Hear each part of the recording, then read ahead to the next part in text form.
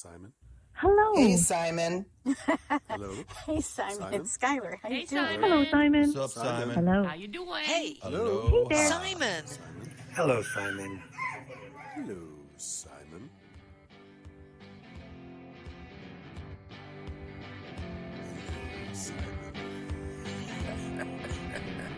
This is Conversations with Storytellers, a podcast of wisdom, thoughts, and folk and fairy tales from our elders. And I am your host, Simon Brooks. A meeting with professional storytellers. On this episode, unfortunately, there is a popping sound that came over on the recording and I couldn't get rid of it always, so I apologise for the tech side of things. This episode features Fran Stallings, biologist, dancer, storyteller. Fran started telling stories as she taught, and then later started telling to her kids, and earned money to become a professional towards the beginning of the Renaissance in the early 80s, and she's still at it. Fran is such a wonderful, warm person and a great teller of traditional tales. Here she shares her journey and connection to Japanese stories and Hiroko Fujita. Fran shares her work process and why folk and fairy tales are important to her. Please welcome Fran Stallings. Fran Stallings, thank you so much indeed for joining me here today on the interwebs. Very happy to be here. I'm glad that we were able to make this. We've been talking about this for a while, and now it's happening, which is wonderful. So I was reading about you, and you've done quite a lot, actually. And I don't think people know, generally speaking, how much you've actually done. I've been with this for a while, and so I've had a chance to do different things.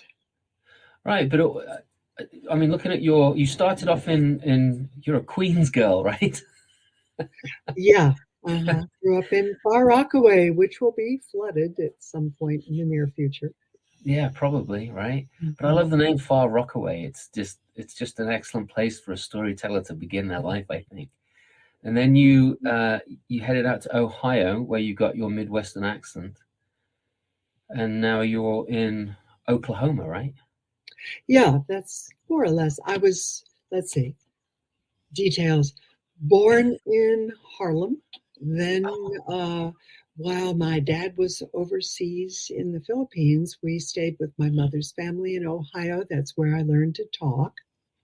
And then moved back to New York when Dad returned. And I grew up in Far Rockaway. Went to college in Massachusetts. Went to graduate school in Wisconsin. Got married and moved to Cleveland.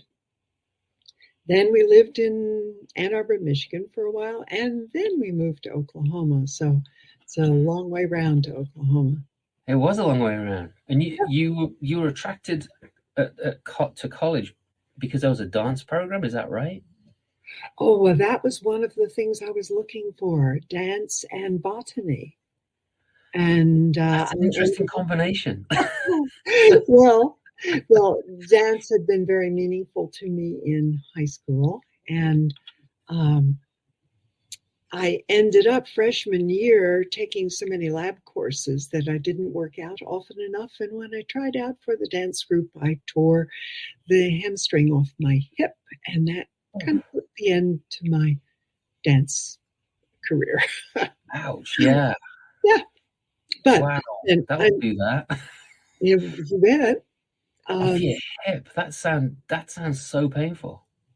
It kind of slowed me down, but going across campus on crutches, I noticed a lot of cute little things growing that I might not have seen if I had been striding purposefully along.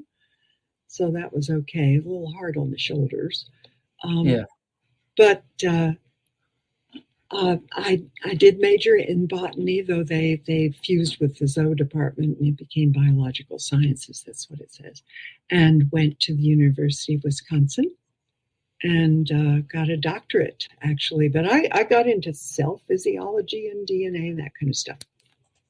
DNA? Yeah. Wow. So what drew you to that? Well, I wanted to know how all this worked, you know. all these wonderful shapes and colors and control of things. I wanted to know how the DNA got through to the cell and controlled it. So I had a fun time doing research, but I was a couple decades ahead of time in what I would have needed technologically in order to answer the questions I was asking. Right. So let's see, after that, when Gordon and I got married at grandmother's house in Ohio, and then we moved to Cleveland, and I taught at Kent State University for a while. I taught introductory biology and botany and local flora and things like that. And then after a while, we moved to Ann Arbor, Michigan, and I did a postdoc there. Wow. But by the time we moved to Oklahoma, we had a toddler and a baby on the way, and there were no university opportunities nearby. So I raised the kids and started storytelling. I had been using stories when I was teaching at Kent State and as a postdoc. And it was a family tradition. If you have something to explain, you use a story with it. Right. I read that on your Wikipedia page that you would read to your younger siblings because your mother was frightened that the television would rot their brains. That's right. Well, I'm the oldest of 5. First, there were 3 of us, and Mom and Dad told us lots of stories and read a lot to us.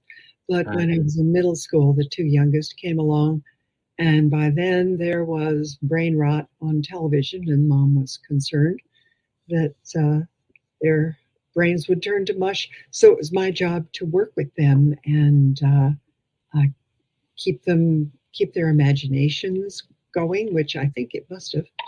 And I did a lot of babysitting in high school. And you can, as I say, you can only sit on one baby at a time. So to keep the other one occupied, I told him stories, just his mother had told me stories while she was busy with my brother, and then had told both of us stories while she was busy with baby sister. That's what you do, right? Right. And yeah. So what kind of stories would she... Sorry, go on. Go ahead. What kind of stories did she tell then? Did she tell? Yeah. Or, a lot of it well, when I was very young, they were, the 3 Billy Goats and that kind of story. And when we were wrestling in the backseat of the car trying to kill each other, she would make up stories for us. Oh, no way. And retell stories from movies and picture books and so forth. So I just figured that's what people do. You find a story you like and you just tell it in your own words. Why not? So that's what I did with my little brothers, but I also, because they were very active, we acted out the stories. We did a lot of mime and pantomime and pretend and things like that. That's really cool. So I'm sorry. No, it's all right. So good. I was going to ask you, you started, from what I read, that you started storytelling in 1978 with your in the school that your children were in, right? Right. I didn't get paid until 82. And that's when one of my younger brothers came to visit. He was in grad school and was putting himself through a master's in library science by working as a professional storyteller. And I didn't know you could get paid for it. And he said, "Yeah, Fran, you taught me everything I know." Well, so then I began to work in venues other than the kids' schools, telling stories and getting paid. So I don't really count professional until I got paid. Right. No, I totally get that. Yeah. That's so your brother put himself through. So he was telling stories before 78 then, or he was telling stories before 78? Before 82. I'd have to check with him for the exact timeline. Okay. But he told stories with a group called Story Painters. Okay. And he was on public television in West Virginia with Michael Parent on a story show. And he made up a lot of songs. He's very, very creative. He still does a lot of writing and things like that. That's really cool. Mm-hmm. Maybe I should interview him on the show. Yeah. He's very, he has that ability to take 3 items suggested by the audience and think for a beat or two and come up with a perfectly crafted short story. Wow. Yeah. That's fun. I like that. Yes, it is. I'm always impressed.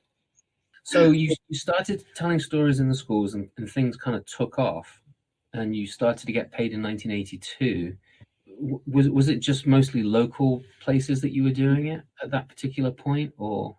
Right. In the 80s, most of the work was with the State Arts Council. They had really good funding in the 80s. And I worked as artist in residence at schools for 2 or 3 weeks at a time, joining the faculty, doing big assemblies and individual classroom visits and training selected classes in storytelling skills. And the teachers would ask for stories from Switzerland or stories about palm trees or, whatever they were studying. And that's a terrific way to build your repertory. Yes, it is. Yes. That was before the internet. So right. I had a lot of books of stories. I know it always saddens me when we go to a library and they have the shelf of like books for sale and I see some of the folktale books up there. I mean, it's a good win for old, Well, I know, but I don't know, it makes me sad. Folktales are old. That's the point. Right. Right. When I was a children's librarian, untrained and feral, but the folktale books wouldn't go out, so I would just stamp them to make it look as if they did, so they wouldn't get weeded out. Yeah, I used to sometimes take home an armload of books and then take them back. If only I couldn't read all of them, but at least they got some fresh air, and maybe they would be kept for a little while longer. Yeah, that's important. So, how you ended up going to Japan? Mm-hmm. When was that? The very first time actually was in 1975. We were living in Ann Arbor then. My husband designed some industrial electronic gear for a company in Japan. He was working for a company that did that kind of thing. And we knew he was going to be over there for as long as 6 months to start it up. And in Nagoya, which was not a tourist town, in 1975, we were afraid they wouldn't speak English there. So I connected with a grad school family of expats, Japanese family. And I got recordings and books to learn Japanese so that I'd be able to survive. Our first child was 21 months old by the time we went over there. And so I was only there about a month and a half, actually. But I got around just fine, being able to speak enough Japanese to connect with other mothers and find my way to the zoo and buy diapers and things like that. That's incredible to learn a language, just to get by for a month. That's not many people would go to that level of assimilation, if you will, to be able to try and fit in at least to some degree. I figured we'd be stuck in the hotel if I couldn't talk with people, because I knew that students were being required to study some English in high school, but hey, how's your algebra? Just because you studied it some years ago doesn't mean you've used it or can easily access it. So I figured I'd better get fluent enough to get around anyway. And learning it orally was a wonderful experience. It was kind of like learning music, as opposed to the way that I had been I had had French hammered into me on paper in high school and never could speak it, and a little Russian and German later on, but never could speak them. And when you learn a language orally, you learn to hear it and you learn to speak it. And Japanese people enunciate very clearly, so it was easier than I had feared to understand what they were saying. And they were always so amazed that I could say anything at all. So, how old were you when you learnt your first non-English language? Non-English, well, that would have been in high school. Okay. French. Right. But yeah, I was in my 30s when I learned Japanese the first time. So that was in 1975. But then in 93, the youngest of my brothers was working in Japan. He had a university position and invited us to come visit and asked what we would like to see. And okay, historical sites and buildings are wonderful, but I wanted to see Japanese storytelling because by that time I had been working a great deal in storytelling, and I had published an article in '88 with the National Storytelling magazine about the trance-like state that people sometimes fall into when they're listening. And I was convinced that it wasn't just the words, it was the way the story was told. And I was very interested in nonverbal communication. So I was interested in how Japanese storytellers would handle stories. And fortunately, my brother's office mate's wife knew Hiroko Fujita, who was a skilled traditional storyteller. She told stories she had learned in her childhood, growing up in the mountains in Fukushima Prefecture. And they took us to hear her. We got to meet her, and believe me, I at this point it had been years since I had been fluent at all in Japanese. Almost going on 20 years, and so I caught just a few words, enough to know which story it was because I'd been reading some Japanese stories, and yet I had no difficulty following the story because of her vocal tone, her facial expressions, her gestures. And I thought, bingo, this is the proof that you don't need the words. The story can communicate. And I earnestly begged her to consider coming to the States to tell stories to show this. And she had never been out of the country at that point, and she was in her 60s by then, I guess. Okay. And it took a while to convince her, but in 93, she came for the first time, and we developed a method where I would give a synopsis of the story in English and foreshadow some of the gestures and words that you might hear, but I didn't tell the ending of the story. And lo and behold, American audiences from senior citizens all the way down to preschoolers could follow her stories perfectly. They laughed at the right places. They said, I didn't understand a word, but I understood the story. And that's amazing.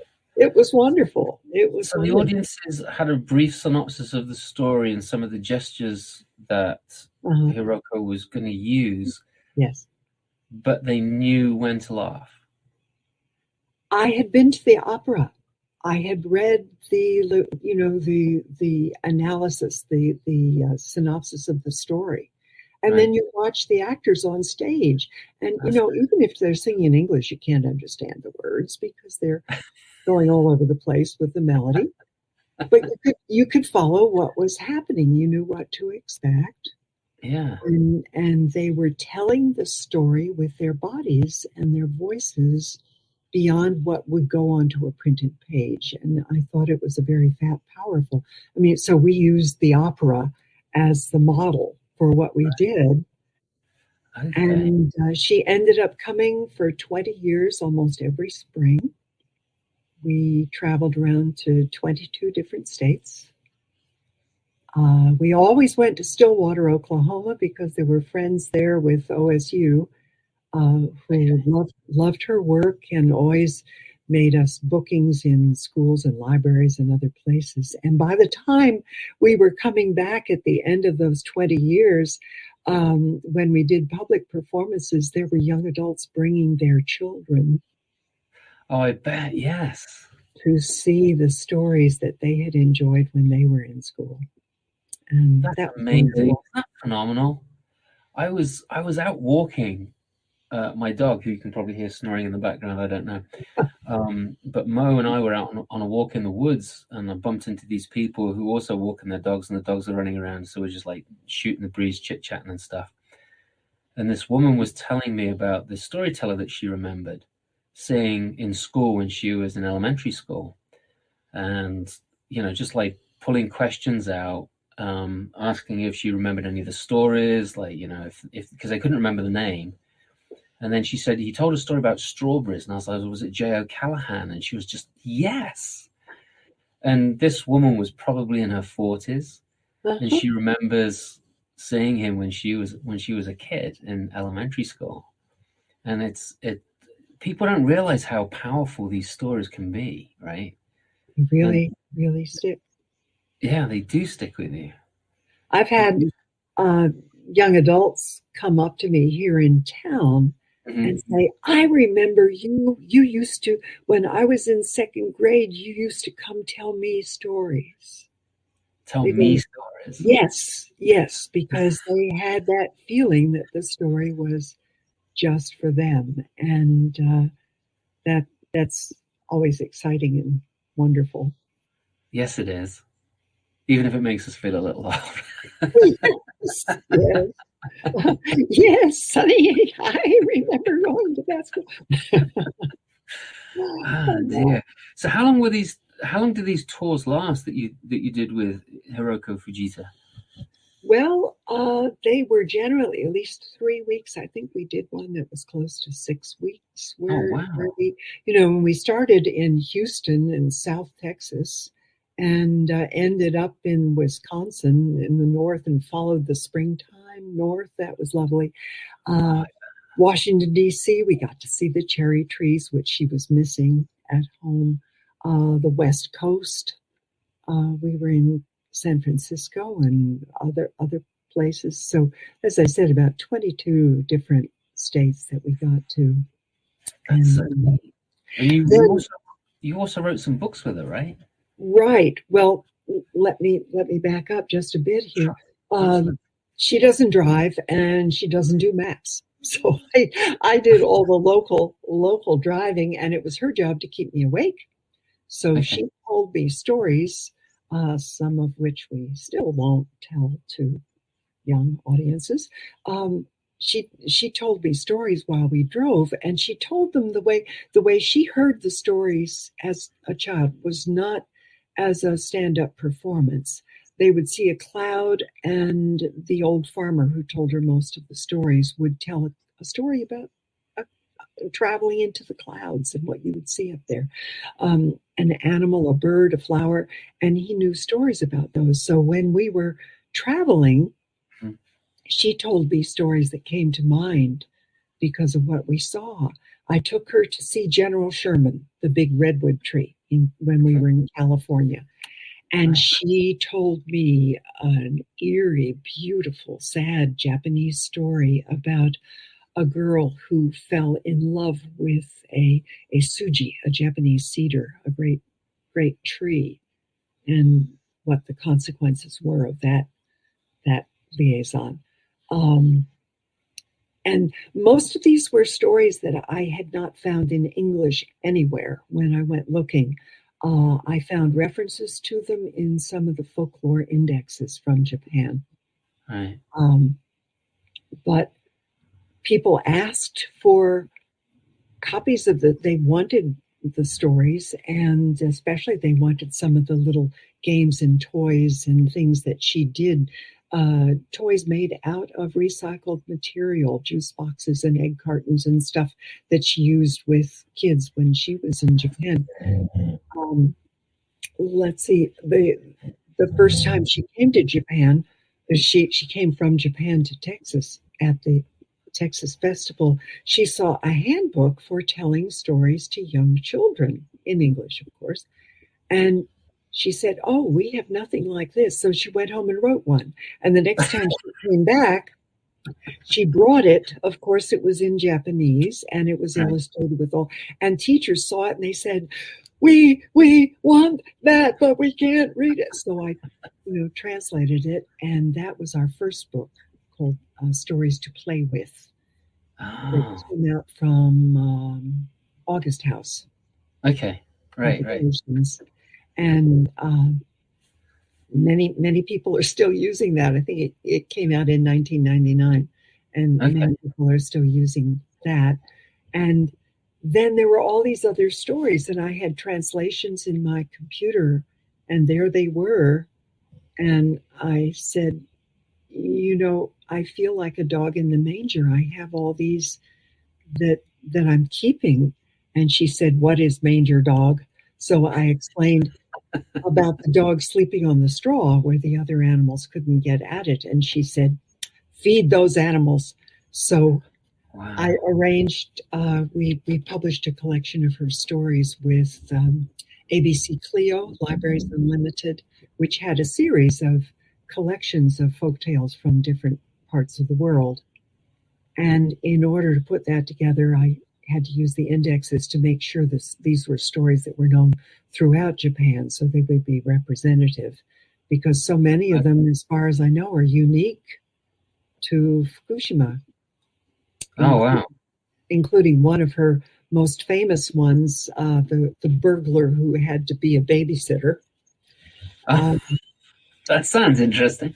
And I've never, ever found any reference to it in the indexes. And she suspects that the old farmer made it up for her when her baby sister was born. She was about 8 or 9 years old. And this is a story that includes like nai nai nai ba, which is peekaboo in Japanese, and all kinds of baby games that you can play to quiet a crying baby, because the burglar had to keep the baby quiet so he'd have time to steal something. Oh, that sounds like a fun story. It's terrific. We have a video of her telling it in Japanese, but because the video was linked to the book. People who got the book could get the private YouTube link. But so we published folk tales from the Japanese countryside. And then I still had more stories, and Ted Parkhurst was interested in publishing those. And so we published 100 more. Wow. Most of whom had never been seen in English. There's some like, Get Up and Bar the Door. Yes, I do. That kind of, well, there's a Japanese variant of that. So that's one of them. And there are a couple others where you've seen a parallel story in English somewhere, but most of them were plots that I had never found elsewhere when I searched our folktale indexes. So she gave her blessing to people. Please tell these. Really? So if someone was to go out and buy one of those books, that's wonderful, because I know that there are some story collections where there are some people that are, "No, don't tell these stories. I collected them," which to me seems a bit different. I think they feel this is our stories, and you may enjoy them, and you may pay us to come tell them to you, and you may buy our book, but that doesn't mean you can walk off with it. Right, but it's not necessarily. Well, I'm not going to get into this, but yeah, it's my feeling is that it wasn't their story in the first place. They got it from somebody else, right?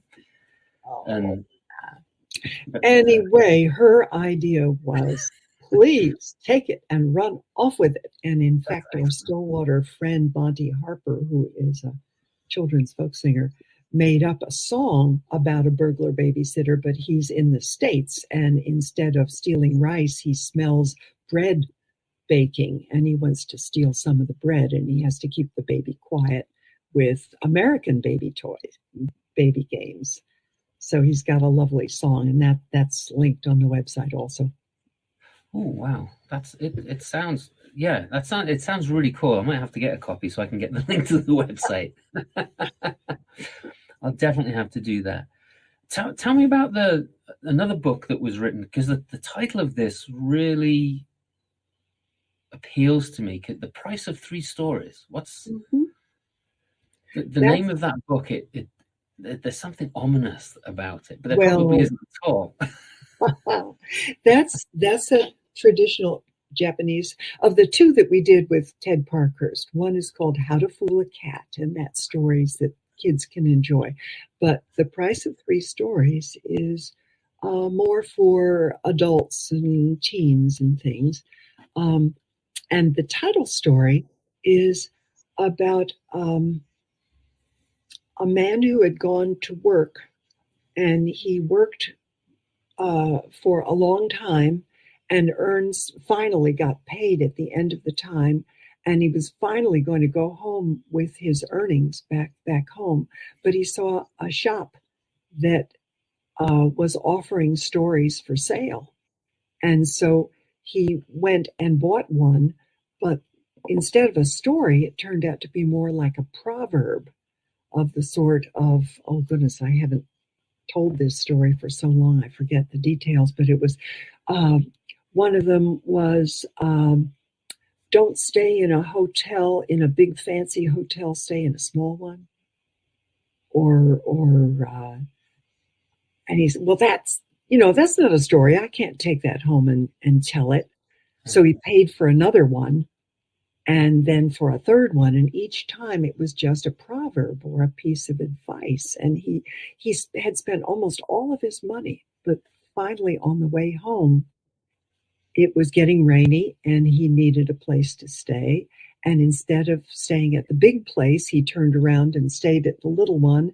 And the big one was hit by a big wind and collapsed. And, things like that. So It turned out that the advice was very prescient in his case. And he got a story to tell at the end of his journey, right? He had that story to tell, that's for sure.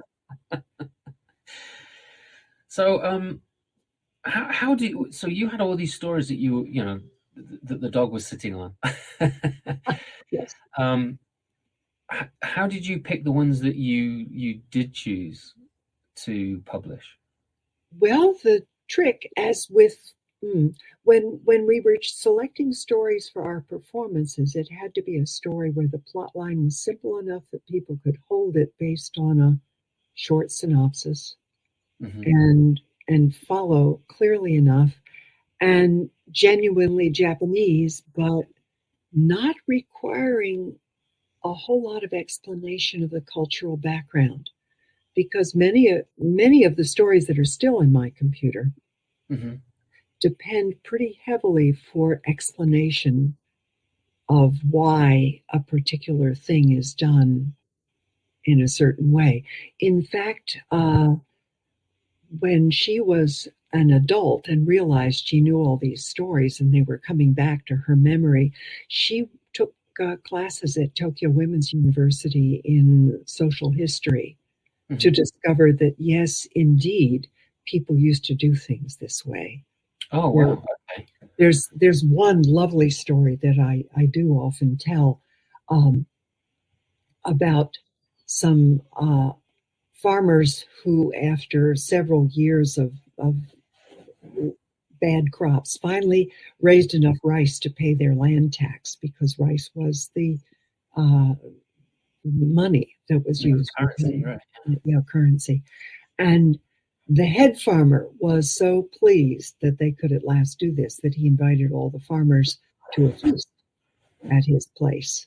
And they were horrified because they were used to just sitting around a common pot and scooping with a spoon or something. And they knew that at a proper feast there would be special manners, and they didn't know the manners. But the head of the farmers had been to proper feasts, and he told, I guess it was the mayor was having the feast, and the head farmer knew the manners, and he tried to tell them, first you pick up your chopsticks with one hand to the other hand, then pick them up properly, then a sip of this and a bite of that. And they couldn't remember the sequence. It was so long Wow. and tricky. So he said, that's all right. We'll be sitting in the line. You just watch me and do everything I do. Well, that worked all right. He'd do it down the line, do another thing down the line, until finally he had finished the prescribed order and he reached for his favorite food, which was like a candied sweet potato. And he almost had it to his lips when it dropped and it hit the floor and rolled away. Paton, koro, koro, koro. So the next farmer picked up a piece of sweet potato and dropped it, and so on down the line. And he tried to stop them by waving his hands, so they waved their hands on down the line, and he was so mortified that he leaped up and ran out of the room, stepping on the tail of his fundoshi, which was a wrapped loincloth. Okay. So his underwear unwrapped and fell on the floor as he ran from the room. And so the others did that too. And that was the end of the feast. Well, I have to figure a place in the story to explain what is fundoshi and why it was wrapped that way, to explain to non-Japanese people Right. that it was liable to come untucked and loose and so forth. Well, we do this story. I often get volunteers to come up. Oh, yes, they want to be in the feast. They don't know that they're going to be losing their underwear and running off stage. So we often pick the principal or some other person. Nice. I like that. Sequence. But the thing is that after she had told that story in Japan one time, she got a call from the mother of one of the students who had come home insisting on eating his meal in that procedure. And she said, "Where did you learn this?" And Fujita-san said, "Well, a story I learned when I was a child." And the woman said, My field is the history of the emperor's court. And those are the prescribed manners of 500 years ago. Wow. And the story had preserved them like a fly in amber. Which I Wow. think is wonderful. Yes, it is. Oh, I love stuff like that. When these little stories give us these little tidbits of life and how things used to be done. Yeah. But as I say, I had to figure a way to slip into the narrative of the story, the background information, because I didn't want to start each story with a kind of a lecture. Right.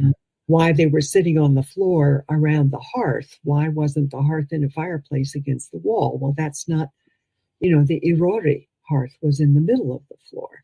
And she often brought pictures of some of these things so that people could understand them. And we have illustrations in the book.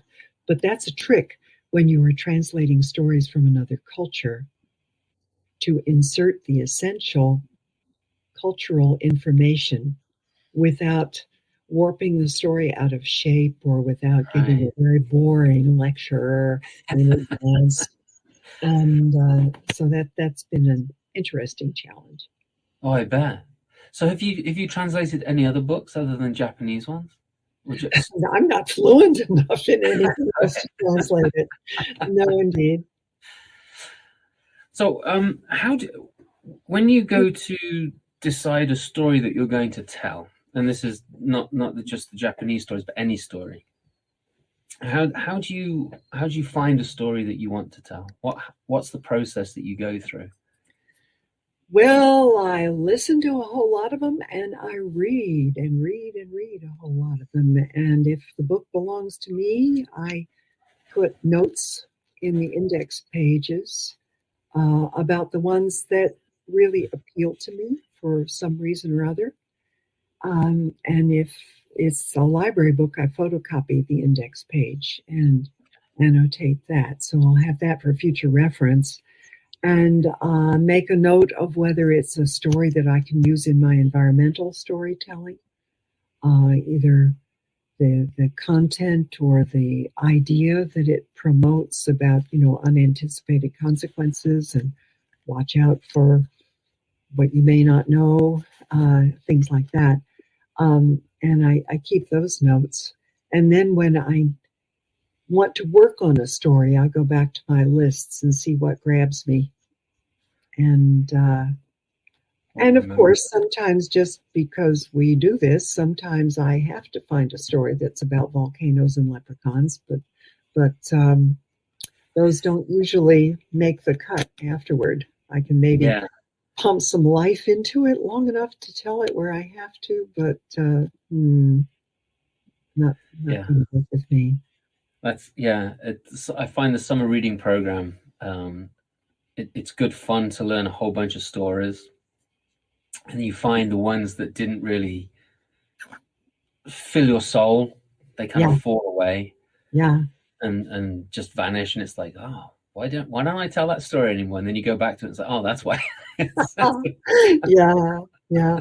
I look at the playlist for some things I did many years ago, and I don't even recognize the titles anymore. Wow, yeah. Because, I just haven't done them again.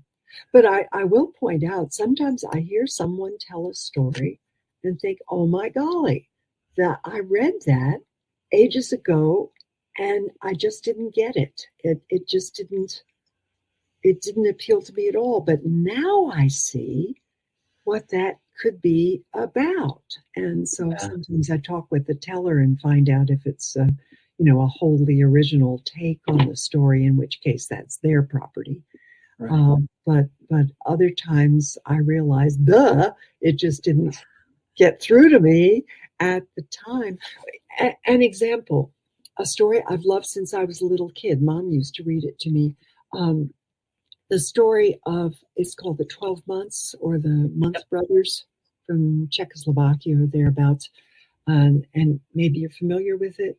I am, Sort of Cinderella-ish, stepdaughter being forced to go out in the snow in the middle of winter and bring back violets and strawberries and apples, 3 different kinds, and told, if you don't find them, we won't open the door. You'll just freeze in the snow. And she found the circle of 12 stones where the 12 months were sitting, and begged just to warm her fire over the low coals at that time.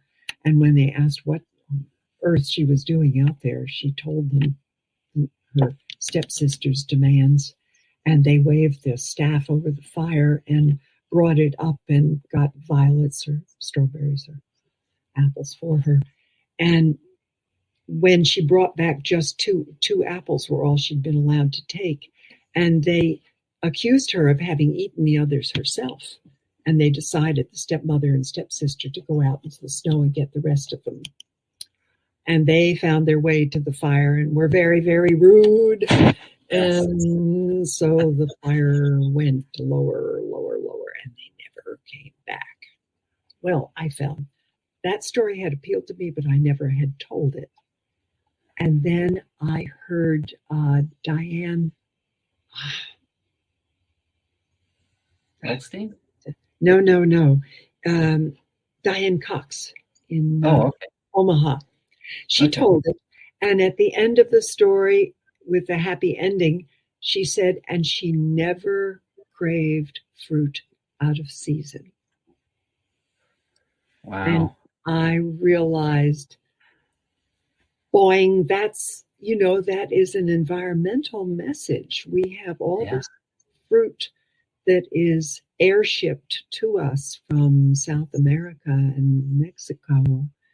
And I've used it now with kids, and we discuss what season are strawberries really ripe in? Right. When do apples really come? And with Diane's permission, I've used that hook at the end of it. That's good. Yeah, that is a good end. I like that. That's really cool. Because it is, right? I mean, we eat this food all year round, right? Yeah. And how, our last house, we had 4 acres of land, and we let a local farmer use 2 of the acres because we weren't using it for anything. And if he wanted to use it, why not, right? And we had these huge gardens where we would grow a lot of our own food. And when we moved here to New London, and we got like 1/3 of an acre and the soil's really bad, right? It was, it was a big change to, not walk out in June and stick the knife an inch under the ground and pull out a piece of asparagus and eat it, and it already tastes like it's being cooked in butter, right? Oh, yes. So like, getting it from the supermarket and being like, there's not much flavor to this. It's, it's days old. Yeah, right. You do it. Yeah. Right. Yeah, Maybe you have a farmer's market or a CSA. We do. And we did it on and off when we first moved here and then got out of it. But this year we're actually getting a CSA, and we're going to, support our local farmers. So. Yeah. I helped to start a farmer's market here in town and wrote a song. One of the verses was, "Green peaches and tomatoes are picked as hard as rocks. They travel far without a bruise and taste like dirty socks. But the local farmers wait and pick them ripe on tree and vine. Packed with care, perfume the air, they're tasting mighty fine. When your food lives where you do, it travels fewer miles. So buy fresh, buy local, get a farmer's market smile." Yeah. I like that. That's good. Well, so you dance and you sing. well, don't dance, but yeah, I have, that song is on a collection, a CD of stories and songs for Green Earth that I did. Okay.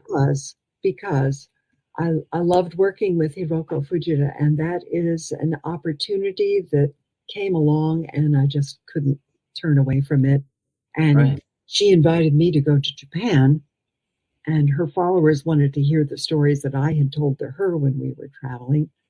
And so I've got, 3 books and several CDs that were published in Japan for my stories over there. But I began to feel that I wanted to make more of an impact. And Lynn Maroney, who had been working as Skyteller, telling stories in a planetarium. She was the probably the world expert on indigenous sky lore, mostly Native American. She was Chickasaw, mostly Native American, but other cultures as well that she studied.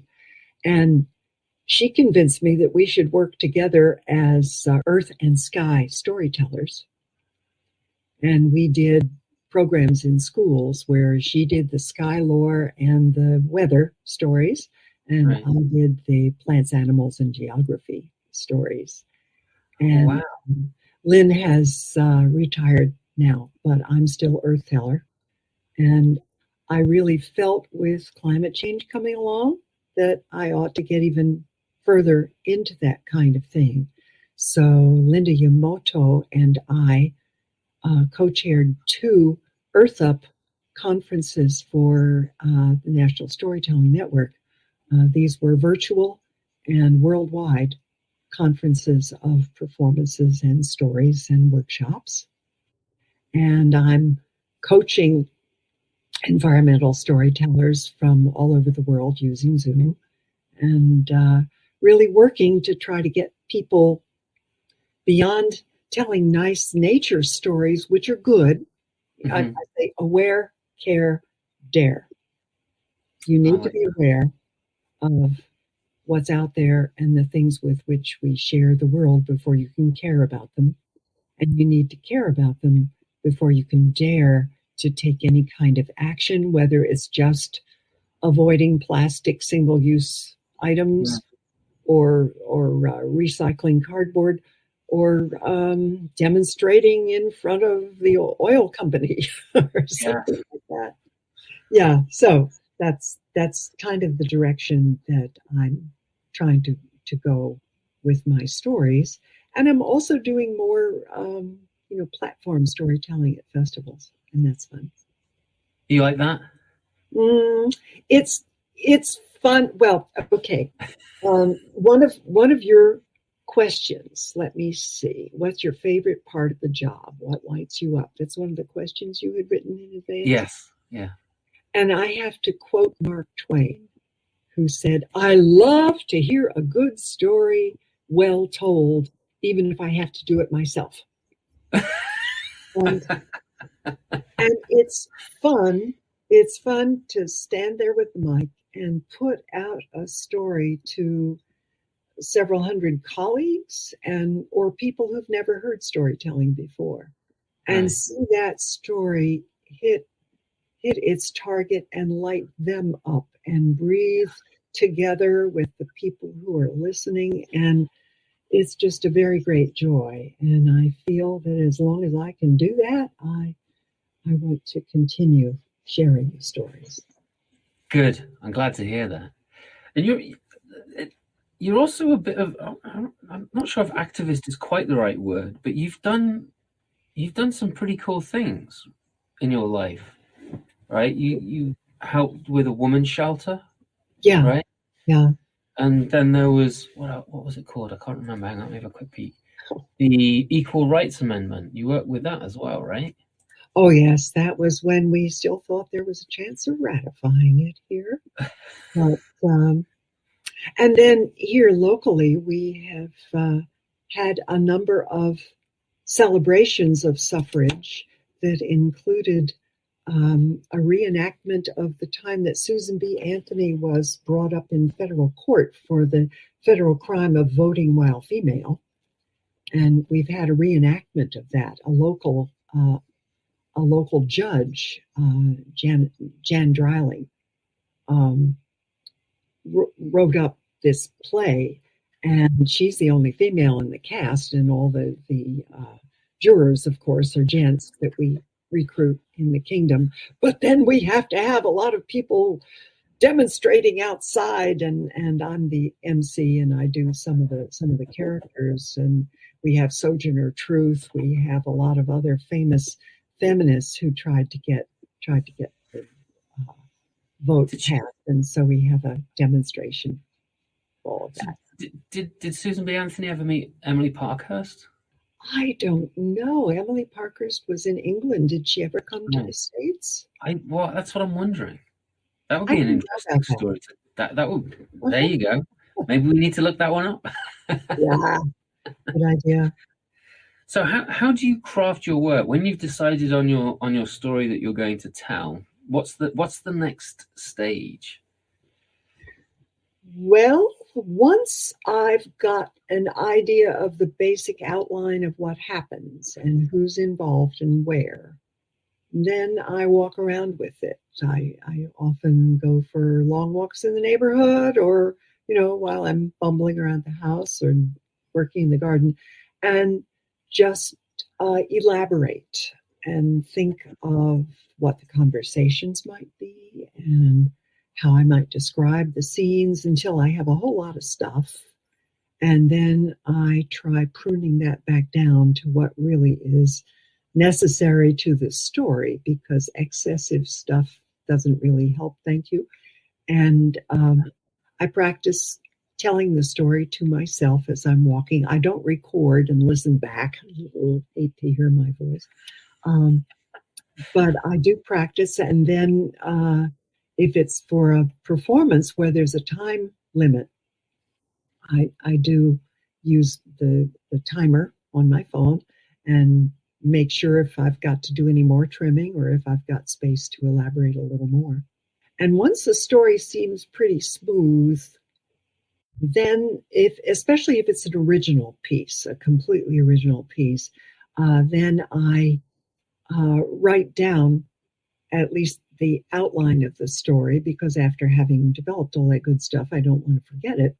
Right. And, you have to tell a story many times before it really, really sticks.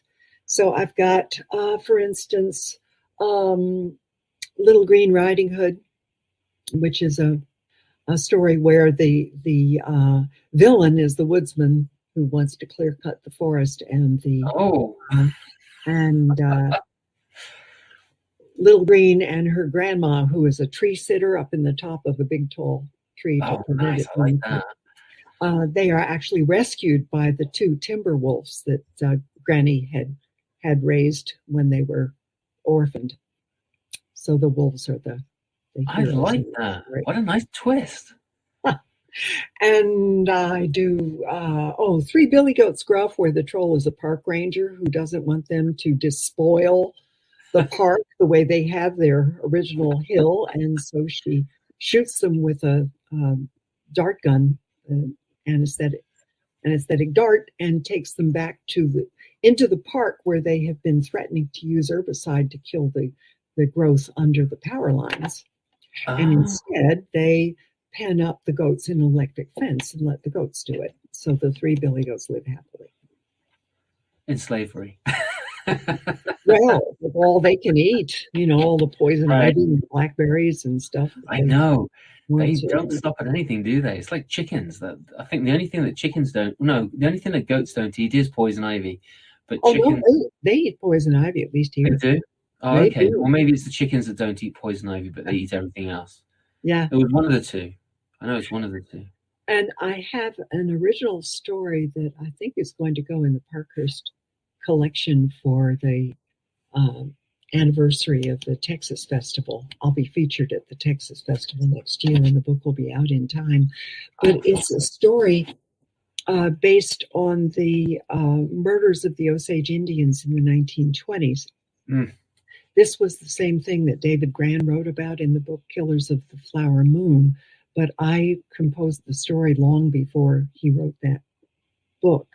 And the movie based on his book is going to come out in October, I think. But my story is You got to get that ready.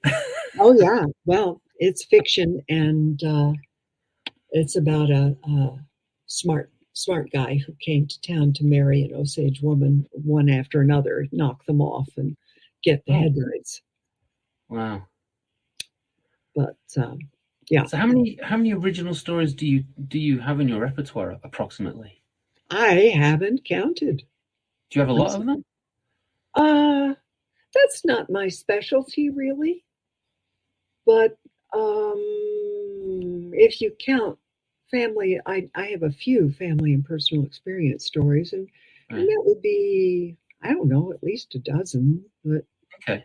that's not my intention, because I got into this because I love the old folktales.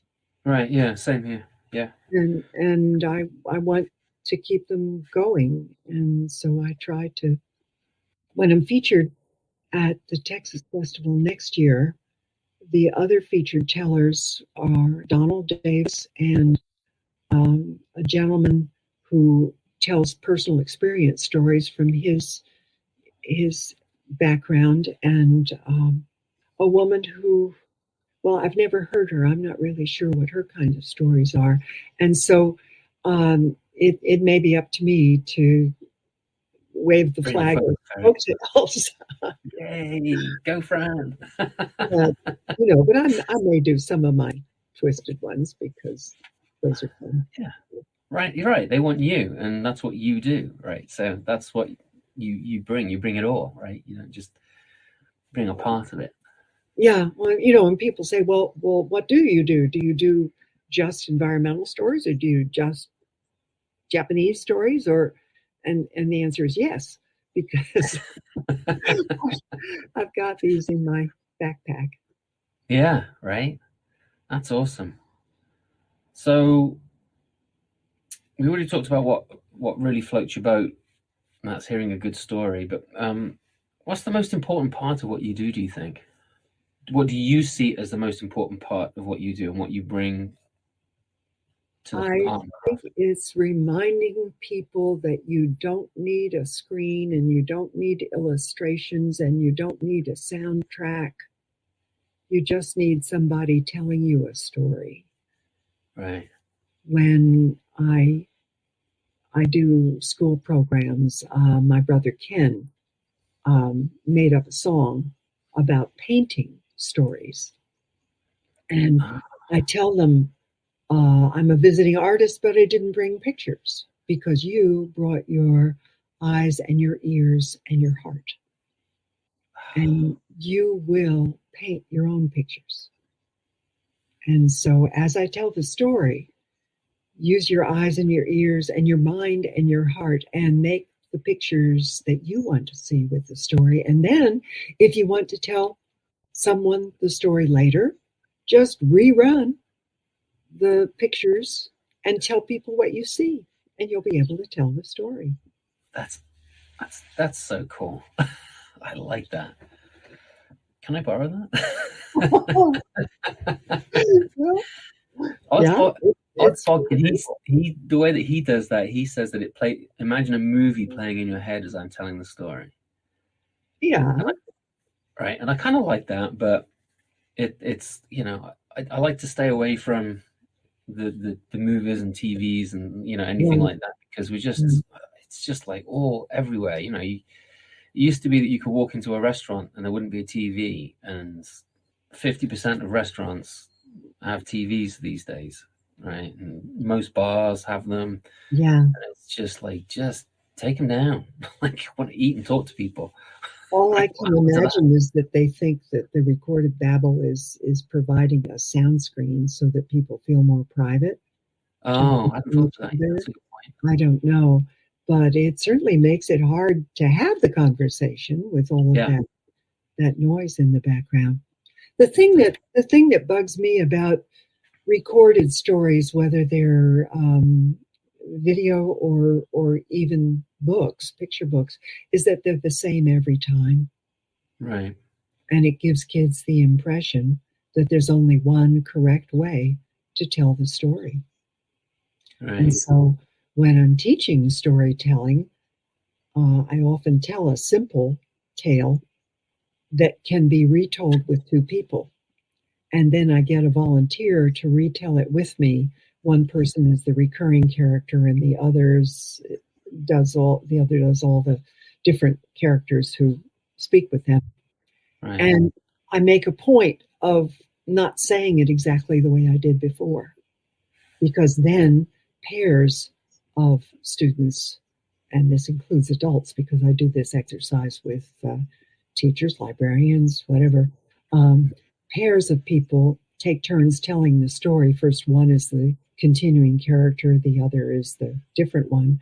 And they are then freed to ad lib and do it in their own words, as long as they get to the same ending. And I ask them, although it's a story that can be varied a great deal, but I ask them to, just being fair to your partner, at least stick with where you think you're going. I like that. Yeah. It's so important to give people the freedom to use their own words and not to feel that there's a copyright notice on every version of Gingerbread Man or something. Right. I mean, yeah, exactly. And these stories, when before they were all put down in paper, or clay in some cases, I guess. Right. Talk about Gilgamesh. A lot of these stories, they changed when people told them anyway, right? They weren't written down. You don't have to remember them verbatim, because the whole idea and the reason why we have so many different variants of the same story is because as we've traveled around and the world has changed around us, we've made the stories appropriate for what we're going through at the time, right? And people can use the same story to make a different point. Right. The one about the turtle who flew by being carried on a stick between two birds. Mm-hmm. Well, there are different versions of the ending. Sometimes the turtle can't keep his mouth shut because he wants to say, "Are we there yet?" So it's impulse control problem or impatience. And other versions, he realizes he hasn't said goodbye to his friends that he's leaving behind. And so he opens his mouth to say bye-bye. And others, the animals down below see the birds carrying something, and they get very wrong ideas about what it is. And Turtle is so angry. "No, I'm Turtle!" It depends on where you're going. Right. That's a true statement. All right, I got a couple of questions for you. What's your favorite breakfast to eat? Goodness. Favorite breakfast to eat? Oh, a fresh orange and some yogurt. Okay. And who would you have that breakfast with, and where? If you could choose anyone and anywhere. Anyone? Anyone and anywhere. Actually, I'm perfectly happy having breakfast with my husband in my own kitchen. The Love it. idea of a desert of a palmy beach or something. Yeah, get sand in your shoes. Yeah, and in your orange. Yeah, could be. Fran, you've shared your time so generously with me, and I so appreciate it. Thanks for doing conversations with storytellers with me today. Well, thank you very much. I've And enjoyed talking with you, and I hope you edit out all the bobbles. I don't think there were many. Well, have fun in Texas. That sounds like a really good time. So enjoy that, and hopefully we'll see each other soon. I hope so. Maybe it's sharing the fire next time. Yes. Yeah. Take care. Bye-bye. Full disclosure, I mispronounced Emily or Emmeline Pankhurst's name. It's not Parkhurst. Emily Pankhurst never met Susan B. Anthony, the former coming to the United States a few years after Susan B. Anthony's death. I hope you enjoyed the conversation with Fran Stallings. If you enjoyed listening to this podcast, be sure to check out other episodes. You can find me and my work on Facebook, Simon Brooks Storyteller, on my website, simonbrooksstoryteller.com, and on Instagram, Simon M. Brooks. Diamond Scree? Yep, that's me, the English fella and storyteller. Shout out to Chris Jett for creating and recording and letting me use the wonderful music that he created for my podcast. His band is called Blackpool Mecca. You can help this podcast, keeping it alive, by supporting my craft and becoming one of my Patreons and paying anything from $1 for an episode you might have enjoyed to a regular monthly subscription. In return, you get extras, early releases, and exclusive content on my work. www.patreon.com/Simon Brooks. If you can't join my wonderful tribe of patrons, then help me out by doing something you can do. I would be very grateful if you were to leave a review on Podbean, Stitcher, Apple Podcast, wherever you found this episode. It won't take long and it helps, not just me, but others find and enjoy this podcast. Thanks again for being here with me. I know there are a lot of other places you could be, so I appreciate it. Until next time, be healthy, be happy, and share the stories you love. Cheers.